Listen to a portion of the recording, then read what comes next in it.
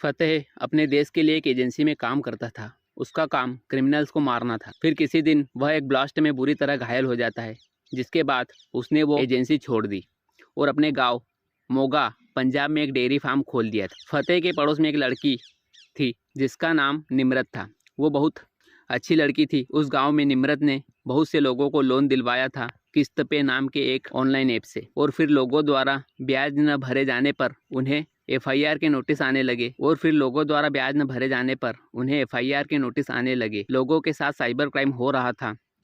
लोगों से पैसे वसूलने के लिए वो लोग गलत हथकंडे अपना रहे थे। वो लोगों के एमएमएस वीडियो बनाकर ब्लैकमेल करके उनको पेनाल्टी के लिए मजबूर करते। उस चोल में संधू नाम का एक आदमी भी साइबर क्राइम का शिकार हो जाता है। उसके पास भी एक एमएमएस क्लिप भेजी जाती है, जिसे देखकर वो आत्महत्या कर लेता है क्योंकि वो पेनाल्टी नहीं चुका पाता। मरते मरते उसने एक सुसाइड नोट लिखा था जिसमें निम्रत का नाम लिखा था। पुलिस निम्रत के घर जाती है, लेकिन वो उन्हें घर पर नहीं मिलती। साइबर क्राइम की दुनिया में दो चेहरे खास थे, एक रजा और दूसरा सत्यप्रकाश। निम्रत के गायब हो जाने के बाद फतेह सिंह उसका पता लगाता है। तब उसे निम्रत की एक फ्रेंड खुशी मिलती है, जो उसे एक वीडियो क्लिप दिखाती है जिसमें चड्डा नाम का एक आदमी निम्रत को खूब टॉर्चर कर रहा था। फिर खुशी उसे बताती है कि चड्डा नई दिल्ली में संगम टाकीज में मिलेगा। फतेह वहां जाने की सोच लेता है।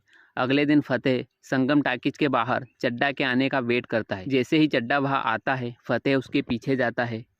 फिर फतेह चड्डा को निम्रत की तस्वीर दिखाते हुए उसका पूछता है कि वो कहाँ है। चड्डा उसे कुछ नहीं बताता और उसका मजाक बनाते हुए कहता है कि अगर लड़की उसे मिली तो वो एक रात उसे अपने पास रोककर वापस कर देगा। सभी फतेह का मजाक बनाते हैं। फिर फतेह वहाँ का दरवाज़ा लगाता है और एक एक को बुरी मौत मार देता है और आखिर में चड्डा को भी मार देता है। इसके बाद पुलिस इस केस पर छानबीन करती है। टाकीज के बाहर लगे सीसीटीवी में उनको फतेह दिखाई देता है। फिर वो लोग उसी से जाकर पूछताछ करते हैं। फतेह उनको उल्टी सीधी बात सुनाकर कंफ्यूज करके चला जाता है।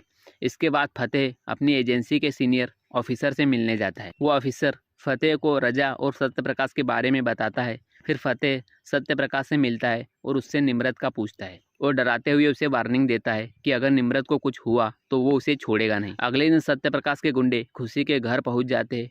वो खुशी के सिक्योर कमरे में भी घुस जाते हैं, जहाँ खुशी का सारा कंप्यूटर का काम होता था। फिर फतेह आकर उन गुंडों को धो डालता है। फिर वो रजा और सत्यप्रकाश लोगों का सारा पैसा लूट लेते हैं और एक फेक वीडियो बनाते हैं जिसमें वो फतेह को टारगेट करते हुए उसके फेस और वॉइस का यूज़ करके, जिसमें फतेह बोल रहा है देश की अर्थव्यवस्था बिगाड़ देगा, सबसे पैसा लूट लेगा और सबको कंगाल कर देगा। ये वीडियो बहुत तेज़ी से वायरल होता है। फिर वो लोग निम्रत को इलेक्ट्रिक शॉक देने वाली कुर्सी पर बिठा देते हैं और उसका वीडियो यूट्यूब पर लाइव चला देते हैं। निम्रत तड़प तड़प कर मर जाती है और पुलिस फतेह और खुशी के पीछे पड़ जाती है। फिर खुशी और फतेह पुलिस से बचकर एक ब्रिज के पास जाते हैं, जहाँ खुशी की फ्रेंड उनकी मदद करती है। फिर फतेह खुशी के साथ उनके अड्डे पर जाता है। वहाँ खुशी उनका सिस्टम हैक करने की कोशिश करती है और फतेह सारे गुंडों का खात्मा करता है। इधर सत्यप्रकाश खुशी को पकड़ लेते। फिर फतेह वहां आ जाता है और सत्यप्रकाश को ही उस चेयर पर बैठा देता है और इलेक्ट्रिक शॉक देकर मार देता है। इसके बाद फतेह रजा के पास भी जाता है। रास्ते में उसे रजा के बहुत सारे गुंडों का सामना करना पड़ता है।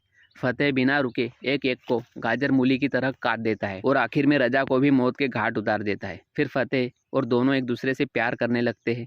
फिर हम देखते हैं कोई आदमी कार से निशाना लगाता है और उसके निशाने पर फतेह था।